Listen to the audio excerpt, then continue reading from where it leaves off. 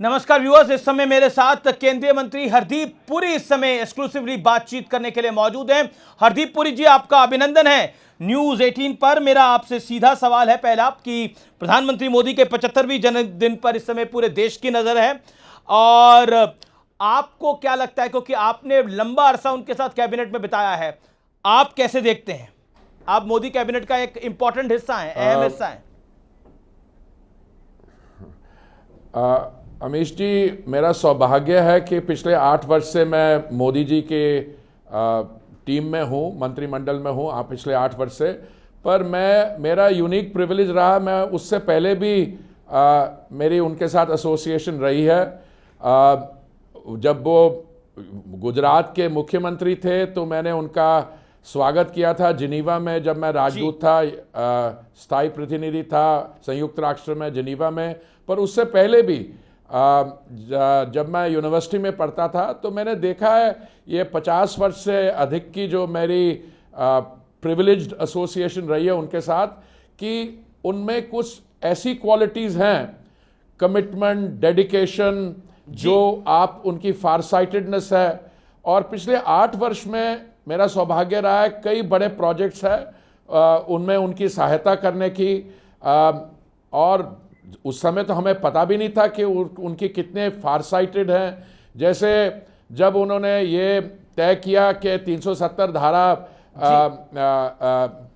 को हटाना है, तो मैं उससे पहले की आपको एक छोटी सी टिप्पणी बनाना चाहता हूं कि 2016 में मुझे याद है शायद जून का महीना था, तो उनके यहाँ से मुझे बुलावा आया और मुझसे कहने लगे, मैं उस समय प्राइवेट सिटीजन था, मैं न्यूयॉर्क में रहता था। उन्होंने ये कहा कि आप एक हफ्ता लगा के ज़रा जम्मू एंड कश्मीर घूम के आइए, बताइए क्या स्थिति है वहाँ पे। तो अभी तक तो मैं चुप था क्योंकि ये प्रिविलेज इंफॉर्मेशन थी। पर कुछ ही दिन पहले एक ये किताब छपी है, नरेंद्र मोदी 370। ये किताब छपी है और इसमें आप देखेंगे, इस किताब में एक सेक्शन है पेज 2027 में, जिसमें लेखक ने कहा है कि 2016 और 18 के बीच में Modi deployed multiple individuals to visit Jammu and Kashmir and ascertain the prevailing mood and ground level sentiment. तो 2028 पेज पे उन्होंने लिखा है कि हरदीप सिंह पुरी की जो रिपोर्ट है जी, तो मैं इस रिपोर्ट में से 2-4 लाइनें आपको पढ़ देता हूं।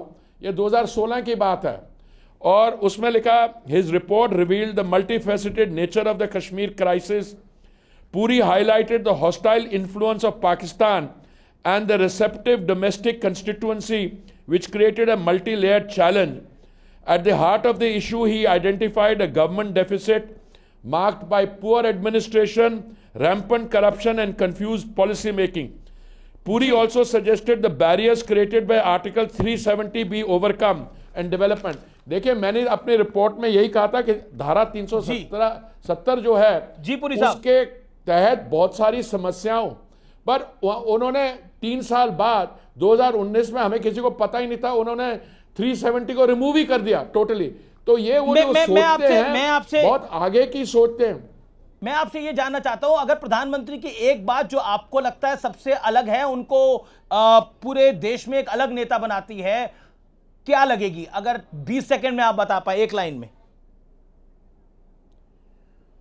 उनकी टोटल कमिटमेंट और डेडिकेशन भारत के उसको विकसित बनाने में।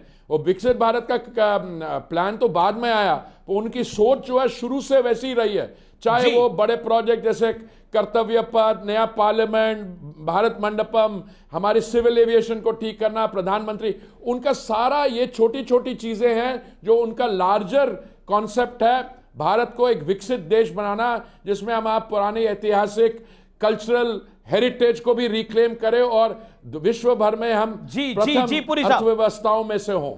पुरी साहब, मेरा अगला सवाल यह है कि राहुल गांधी एक मुद्दे को बहुत बड़ा बना रहे हैं, वो कह रहे हैं वोट चोरी, वोट चोरी, वोट चोरी। तो वोट चोरी पर आप क्या कहना चाहते हैं? ये मैं क्या कहूं, राहुल गांधी जी तो कई बातें करती हैं। जिस क्वार्टर में हमारी 7.8% इकोनॉमिक ग्रोथ हुई, तो उन्होंने कहा कि हमारी डेड इकोनॉमी है, जब उन्होंने कुछ और बात की तो राहुल गांधी की तो मैं आपका बड़ा रिस्पेक्टेबल प्रोग्राम है, अगर हम लाइट कॉन्वर्सेशन कर रहे होते तो मैं कहता हूँ इनकी ज़रा बाकी जो चीज़ों को चेक करवाइए कि ये कौन सी स्टेट ऑफ माइंड में है। जी, लेकिन उनको तो बहुत सारी चीजें खराब लग रही हैं, लेकिन आपको लगता है ये जो वोट चोरी का पूरा नैरेटिव है वो क्या भारी पड़ सकता है आपकी सरकार पर, भारतीय जनता पार्टी पर? देखिए उनको नहीं हमारे पे कोई भारी नहीं पड़ता। ये जो बाल युवा नेता हैं इनको एन टाइम पे बात थी, जब उन्होंने संविधान पे बात उठाया तो वो भूल गए थे कि हमारी जो 1975 की वो इमरजेंसी थी उसकी ये 50th एनिवर्सरी थी, उस समय उठाया।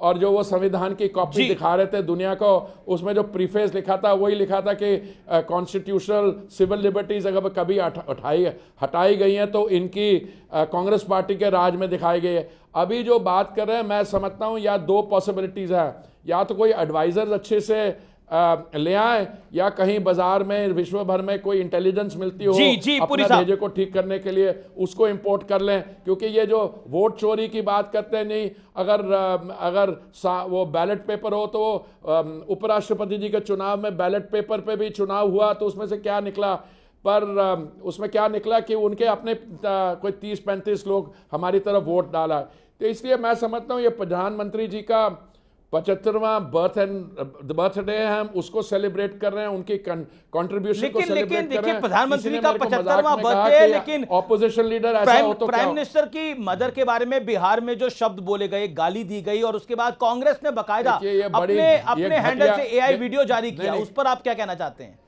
कांग्रेस ने अपने ऑफिशियल हैंडल से एआई वीडियो जारी किया। नहीं, मैंने आपकी बात सुन रहा हूं, मैं आपकी बात सुन रहा हूं, आपकी बात समझ रहा हूं। कांग्रेस ने क्या किया, उन्होंने उनकी मदर के बारे क्या किया। मैं आपको एक छोटी सी बात करूंगा कि एआई का जो दुरुपयोग है, उसका जो इस्तेमाल है, सब लोग कर सकते हैं।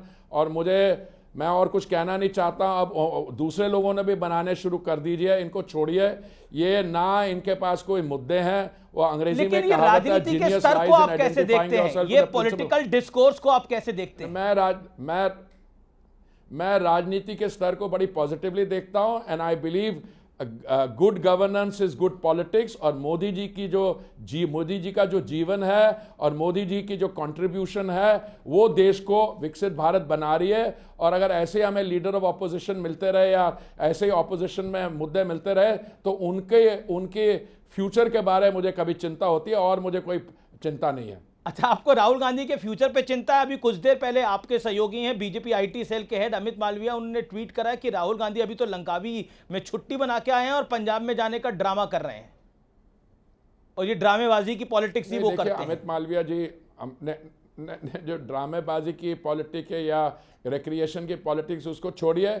आपको मैं बधाई देना चाहता हूं कि आपने प्रधानमंत्री जी के 75th बर्थ डे पे जो आप फोकस कर रहे हैं। मैं समझता हूं इस समय जो माननीय प्रधानमंत्री जी ने देश के लिए किया है, जो योजनाएं हैं, जो देश के आम आदमी के जीवन में जो सुधार आ रहा है, हम उसको सेलिब्रेट करना चाहिए। जी, क्योंकि आप प्रधानमंत्री के साथ आपने काफी वक्त बिताया है, ये जियोपॉलिटिकल जो सिनेरियो है उसमें प्रधानमंत्री जी का जो विजन है उसके ऊपर आप कुछ कहना चाहेंगे?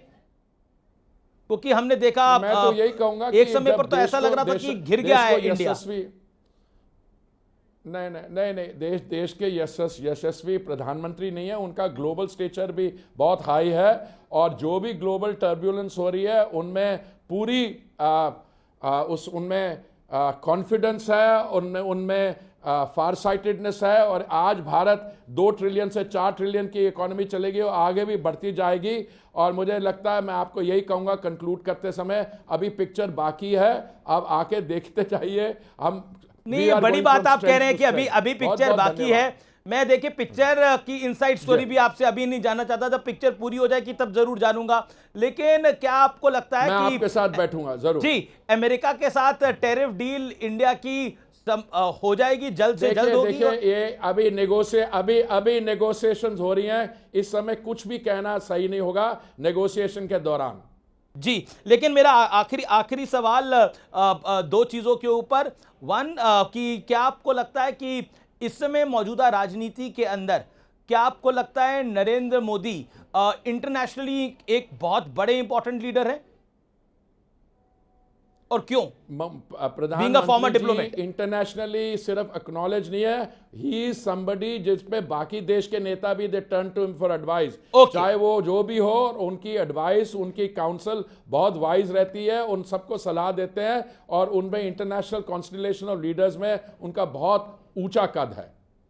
जी, मेरा आखिरी सवाल, अगर आप उस पर जवाब देना चाहे, your take on Donald Trump if you want to, क्योंकि लास्ट इंटरव्यू में आपने बोला था अमित जी अगले इंटरव्यू में बात करेंगे। नहीं, I am a train diplomat, 39 years में रहा हूं, 4 साल मैंने इंटरनेशनल थिंक टैंकिंग की, और 8 साल मैं इस इशू पे बिल्कुल नहीं बोलूंगा, खास करके इस समय नेगोशिएशंस हो रही है। ओके, बहुत बहुत धन्यवाद। हम भी चाहते हैं कि देश का अच्छा हो, और आप जिस तरह का काम करते रहें। Thank you so much Hardeep Puri, इस समय आप लाइव थे न्यूज़ 18 पर। आपका बहुत बहुत धन्यवाद हमारे साथ जुड़ने के लिए।